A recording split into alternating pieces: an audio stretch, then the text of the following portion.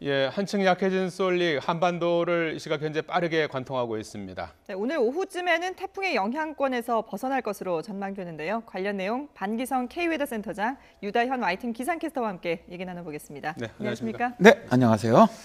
자, 쏠릭의 세력이 예상보다 지금 많이 이제 약화됐습니다. 앞으로 예상 어떻게 해볼 수 있겠습니까? 일단 어제 그 목포 쪽에 상륙하면서 이제 태풍이 약한 또 소형 태풍으로 바뀌었습니다. 네. 일단 뭐 육지 상륙하면 워낙 빠르게 약화됩니다. 네. 네. 그 상륙한 다음에 이제 오늘 새벽 3시에 이제 전주 인근을 지나서 6시에 대전 인근을 지났고요. 예. 현재는 이제 충주 동남쪽 정도까지 진출하고 있거든요. 제가 네. 이제 이 벡터 바람 벡터를 쭉 분석해 보니까 따라서 한두 시간 안에는 강원도로 진입을 하면서 거의 11시, 12시 사이에는 동해 쪽으로 강릉을 통해서 동해 쪽으로 빠져나가지 않겠느냐. 예. 현재 이제 그렇게 일단 예상이 되고 있습니다. 예, 지도가 지금 오른쪽으로 좀 나오고 있군요. 예. 예. 당초에는 세력이 상당했었는데 지금 위력은 정확하게 어느 정도라고 보면 될까요? 지금의 위력은 일단 상륙해서 북상하면서 세력은 좀 더 약해졌을 네. 거로 봅니다. 기상청에서 이제 6시에 발표한 거로 보면은 중심 최대 풍속이 21m 정도 소형 또 약한 태풍인데 아마 그거보다 약간 더 약해지지 않았겠느냐 일단 추측만 하고요. 네. 지금 그 바람 벡터를 보면은 실제로 태풍이 통과하고 있는 지역에 바람이 그렇게 강하게 불지는 않습니다. 지금 보면 해안을 중심으로 해서 서해안이라든가 동해안 이런 쪽이 한 25m 정도 강한 바람이 불고 있고요. 그 외의 지역은 좀 현재 내륙 쪽에서는 그렇게 강한 바람이 불고 있지는 않은데 태풍의 그 특성이 돌풍이 있다는 거거든요. 예. 그러니까 평균 풍속은 약하더라도 순간적으로 탁 치고 들어온. 우리들이 이제 이걸 바람의 숨이라고 얘기를 하는데 예. 이런 게 있기 때문에 굉장히 좀 위험한 부분이 있죠. 지역의 상황에 따라서 돌풍이 불 수가 있군요. 그렇습니다. 예. 그거는 지형의 영향도 많이 받거든요. 그래서 일단 태풍이 완전히 빠져나가기 전까지는 지금 뭐 바람 별로 안 분다, 비 별로 안 온다. 아니요, 그냥 마음 놓지 마시고 완전히 빠져나갈 때까지는 좀 대비를 해야 되고요. 네네.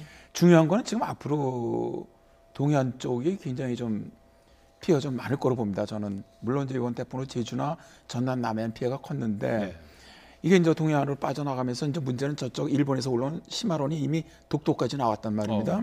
그러니까 이 두 태풍이 이 시마론이 이제 더 강하다 보니까 지금 일본을 통과했는데도 중급이에요, 강해요. 그러면 우리 이 쏠릭을 끌어당기는 힘이 있어요. 끌어갈 겁니다. 그래서 끌어가면서 이제 다시 일본을 저 홋카이도를 다시 강타하는 거로 나와 있거든요. 예측은. 그렇다면은 이 두 태풍이 만나서 만들어지는 너울이라든가 이런 것들이 파도라든가 동풍 또 특히 동풍이 부니까 굉장히 피해가 좀 클 거로 봐요. 지금도 이미 뭐 강릉이라든가 대관령은 시간당 30mm 이상의 호우가 내리고 있거든요. 그래서 이쪽 지역은 행여나 뭐 방파제에 나가 계시거나 뭐 바다 쪽 또 그 태백산맥 쪽에 산사태도 가능성이 매우 높습니다. 네. 그래서 완전히 정말 이 두 태풍이 만나서 저 홋카이도를 지나서 완전히 빠져나갈 때까지는 마음을 놔서는 안 됩니다. 그게 시간이 오늘 한 오후 3시쯤입니까? 아닙니다. 이제 동해안 지역은 제가 볼 때는 거의 내일 오전까지 높은 파고는 들어올 거로 봅니다. 바닷가에 계신 분들 네. 각별히 또 신경을 좀 쓰셔야겠군요. 자, 이 수도권 같은 경우에 당초에는 수도권 처음 예보에는 이제 들어올 걸로 해서 상당히 이제 걱정을 했었는데 조금 이제 내려가면서 수도권 지역 같은 경우에는 큰 불편은 이제 없는 그런 상황 아니겠습니까? 6시까지 비가 오다가 지금은 이제 비가 오락가락하는 상황인데요. 그럼에도 불구하고 어떤 주의가 필요하다고 보십니까? 네, 방금 말씀을 하셨듯이 예. 태풍이 당초 예상보다 조금 남쪽으로 이동을 하면서 예. 사실 수도권 지방에 계셨던 분들은 이 태풍의 위력을 실감하지 못하셨을 겁니다. 실제로 서울의 경우 강우량이 10mm도 채 안 됐거든요. 예. 네, 따라서 수도권의 경우 우려와는 달리 출근길 태풍으로 인한 불편은 없었습니다. 하지만 안심하기는 아직 이릅니다. 이 태풍의 오른쪽에 위치한 위험 반원에 있는 지역들을 조심해야 하는데요. 지금 태풍은 충북 충주 동쪽 30km 부근을 지나고 있는데 지금 이 오른쪽에 위치한 강원도나 또 경북 북부 지방에 계신 분들은 긴장을 늦추면 안 되겠습니다. 현재 강원도에는 초속 15m 안팎의 강한 바람이 불고 있는데요. 이 정도면 나뭇가지가 심하게 흔들리거나 또 꺾일 정도입니다. 네. 오늘 영동 지방의 경우 특히 대관령은 밤 사이에만 51.4mm의 비가 내렸는데 앞으로 태풍 영향에다가 지형 휴가까지 더해지면서 많은 곳은 300mm 이상의 폭우가 내릴 것으로 전망됩니다. 네. 앞서서 그 센터장님이 이 쏠릭이 이동 경로가 바뀐 이유에 대해서 잠깐 설명을 해주셨는데 사실 예보가 여러 번 바뀌었거든요. 당초 예상 진로도 뭐 목포였다가 보령으로 바뀌고 또 더 남쪽으로 내려오고 말이죠. 이게 왜 이렇게 자꾸 변화되는 건지 원인이 뭘까요? 어제 같은 경우 그저께 밤부터 태풍의 이동 속도가 늦어지기 시작했단 말입니다. 네. 그러면 늦어지는 원인이 반드시 있을 겁니다. 네. 이제 태풍이 속도가 늦어질 때는 태풍이 발달하는 경우와 방향을 틀 때입니다.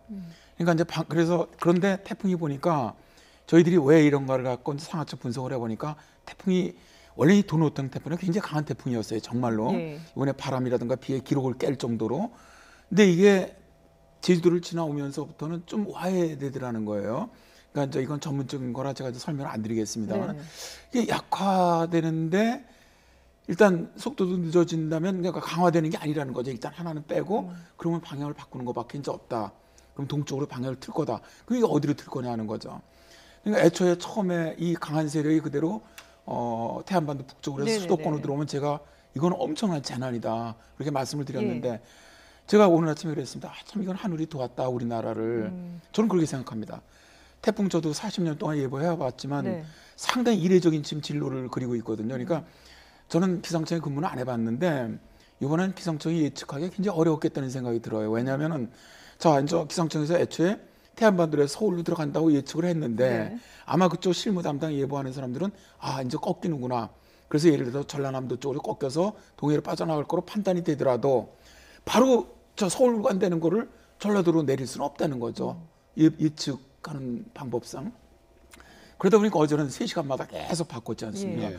처음에는 이제 보령, 두 번째는 이제 서천, 네. 세 번째는 부안, 고창, 그다음에 네 번째는 이제 영암, 그다음에 마지막 결국 목포로 목포까지, 들어왔거든요. 예. 그러니까 모르겠습니다. 저는 이거는 어떻게 보면 기상청이 진로로 예측을 갖다가 튼다는 건 알았을 거라고 봅니다. 네. 다만 이제 어떤 이런 시간차를 두고 좀 내리는 것이 아니냐 그렇게 생각을 하고요. 예. 그러다 보니까 어쨌든 여러 가지 이유로 이제 태풍도 약해지고 그러다 보니까 이제 제주도하고 이제 전남 남해 이쪽 피해가 참 많이 컸는데 네. 오히려 그 이외 지역은 피해가 좀 그래도 좀 다행히 이전에 다른 태풍보다는 진로를 예상하기가 더 어려웠다 이렇게 보시는 거예요? 굉장히 어려운 태풍입니다. 왜냐하면 한반도 정도 들어오면 3-40나트를 이동해 나갑니다. 그러니까 이미 제주도를 넘어서고 난 태풍이 이런 식으로 움직인 태풍이 없습니다.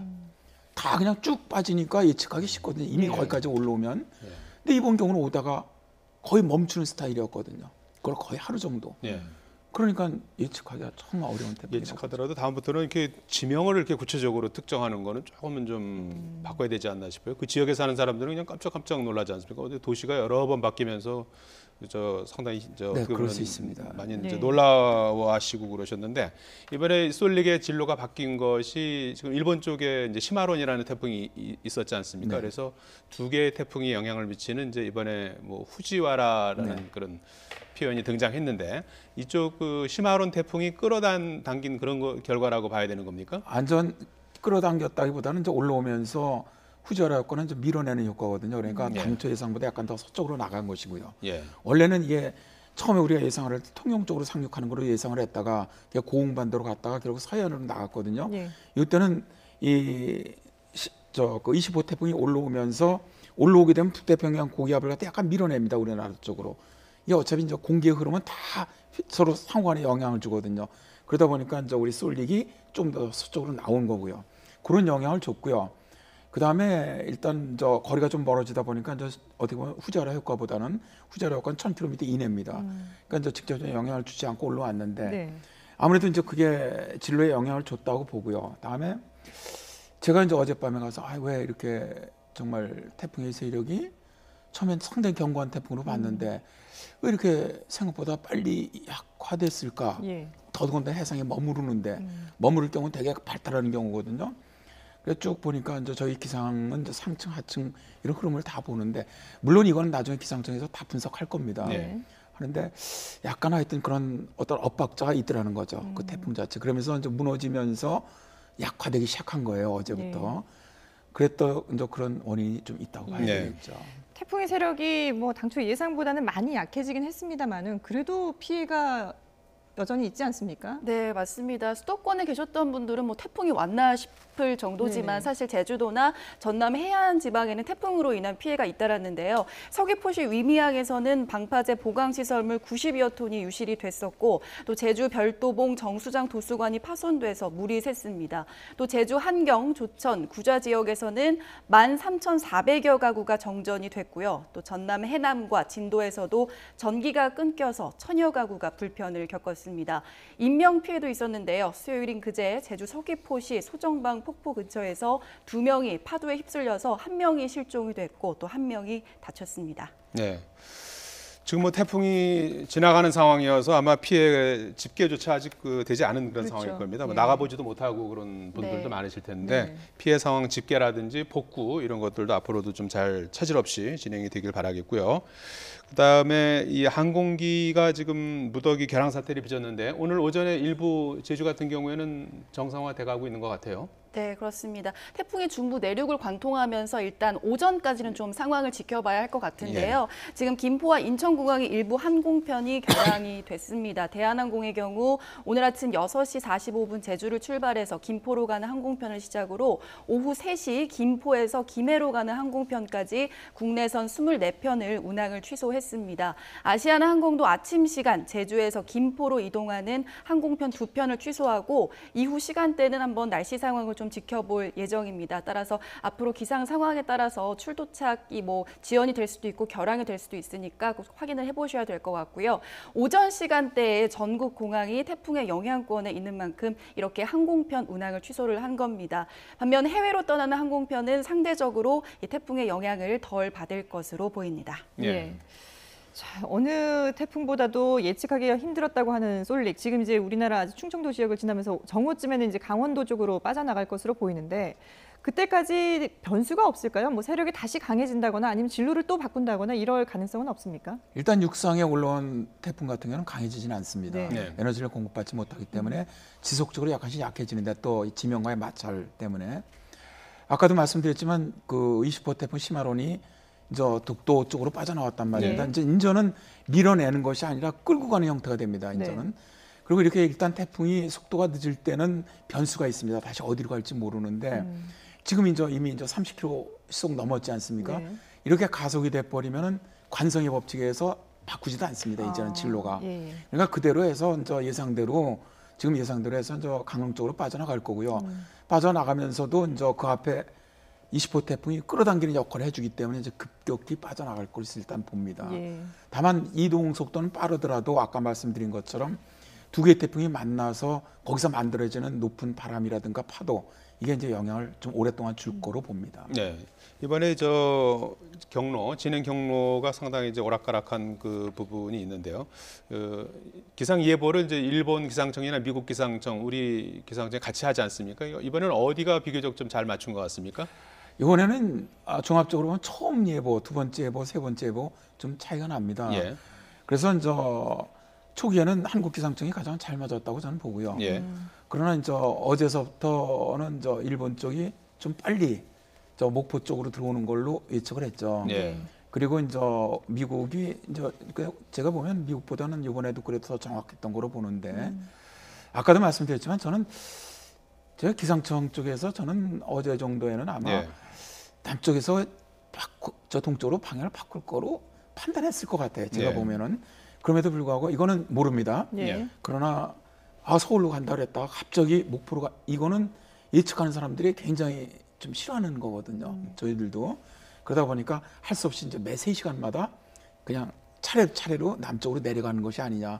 그러나 이제 국민 입장에서 보면은 아까 앵커님 말씀하신 것처럼 우리 쪽으로 온대. 예. 굉장히 좀 심리적인 부담은 줬을 거라고 생각을 합니다. 그렇죠. 네. 이게 예측 기술은 점점 더 발전해 나가지 않을까 싶은데 태풍의 예상은 조금 떨어진다는 것이 좀 이해가 안 되는 부분도 있긴 그런 하고요. 부분들이 제가 볼 때는 지구온난화로 인해서 태풍이 우리가 예상하는 것보다 더 강하게 또 이상적으로 많이 발달한다는 거죠. 예. 작년 같은 경우 사실 그 허리케인이 그 카리브해 제도에서 3개가 연속해서 발생을 했습니다. 네. 하비, 어마 뭐 해갖고 네. 정말 뭐 카리브해 제도 쪽은 아주 엄청 초토화를 시켰는데 네. 이게 실제로 상식적으로 우리가 이해하기가 힘든 게 대개 태풍이 한 해역에서 발생을 하면 그 인근에서 같이 발생하는 건 모르는데 대개 올라오고 나서 보름 정도는 발생을 안 합니다. 왜냐하면 그쪽 해역에 있는 에너지를 다 끌고 올라오기 때문에 그러는데 작년 같은 경우는 정말 초강력 태풍들이 연이어 올라왔거든요. 그러니까 이제는 우리의 상식을 넘어선다는 거죠. 그래서 이런 것들이 앞으로 지구온난화의 기후변화가 이런 이상한 태풍들을 더 많이 만들어낼 것이라고 저는 봅니다. 그러니까 우리가 경험하지 못했던 더 강력한 슈퍼 태풍 또 오다가도 이렇게 뭐 이상한 정말로 한반도를 넘어서 제주도를 넘어선 태풍이 이렇게 뭐 거의 하루 정도 정체하는 전 처음 봤거든요. 그래서 이런 것들이 앞으로도 생길 것이다. 그렇다 보니까 미국이 사실은 전 세계에서 태풍 예측력은 최고입니다. 그다음에 일본인데 최근에 미국 예측력도 많이 틀리고 있거든요. 실제로. 그러니까 미국 같은 경우 태풍이 올라오면 대피령을 내리지 않습니까? 근데 대피령을 내린 지역 다른 지역으로 들어가는 태풍도 있거든요. 그러니까 그런 어려움이 앞으로는 좀 더 많아지지 않겠냐 그런 생각을 합니다. 오늘 뭐 예정대로 대부분의 학교들 서울 같은 경우에 휴업령 지금 내려져 있지 않습니까? 이런 경우는 어떻게 오늘 뭐 사실 학교 갈 수 있는 날씨상으로는 있는 그런 상황일 것 같기도 한데 어떻게 평가하십니까? 아마 저는 어린아이들도 부모들이 가장 좀 불만이 많을 것 같아요. 애들 뭐 유치원이나 맡기질 못하고 그러면 그렇죠. 당장 맞벌이 경우에는, 부부들은 상당히 어렵지 않습니까? 공무원들이야 뭐 휴가 내라고 지금 얘기하지만 근데 이것은 재난 측면에서 봐야 한다고 생각을 합니다.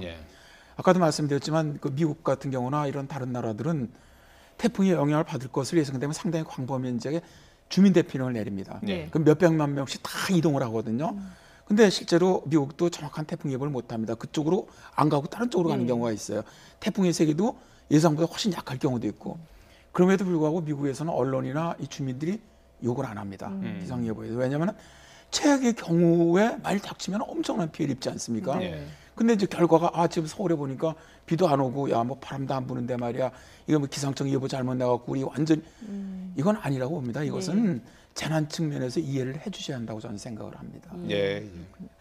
자, 오늘 뭐 지금 아직까지 태풍이 완전히 빠져나간 게 아니기 때문에 여전히 태풍 상황을 주의를 하면서 조심을 해야 될 것 같은데요. 혹시나 뭐 태풍 지역에 계신 분들이 돌풍이나 이런 거에 대비해서 어떤 점들을 좀 유의하면 좋을지 소개를 해주실까요? 네, 말씀하신 것처럼 태풍의 영향권을 벗어난다고 하더라도 오늘 계속 비가 오락가락 할 거고요. 또 바람도 강하게 불 것으로 보입니다. 따라서 유의를 하셔야겠는데 먼저 건물 간판이나 가로등, 신호등, 전봇대, 또 고압성 등 이 아래로는 될 수 있으면 가지 않는 게 좋고요. 바람이 강할 때에는 날아다니는 물건이 있는지 조심해야 합니다.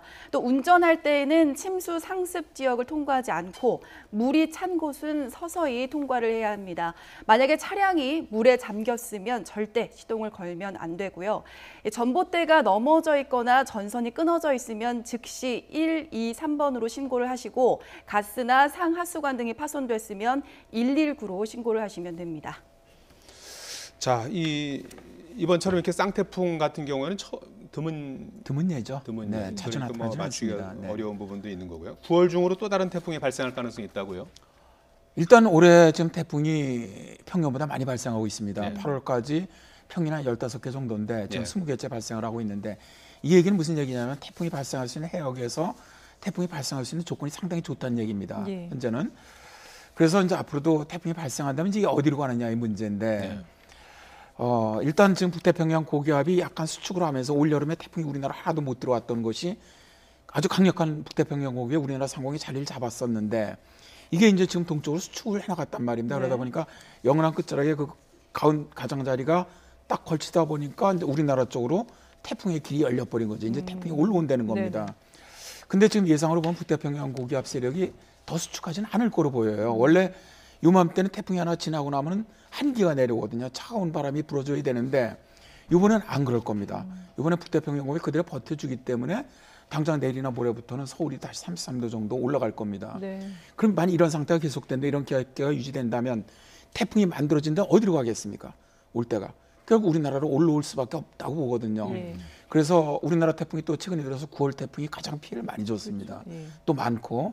그래서 하나 정도는 우리나라로 좀 강한 태풍이 올라오지 않겠느냐. 하여튼 좀 조심스럽게 그렇게 예상을 합니다. 자, 지금까지 반기성 K웨더 센터장 유다현 YTN 기상캐스터였습니다. 두 분 고맙습니다. 잘 들었습니다. 고맙습니다.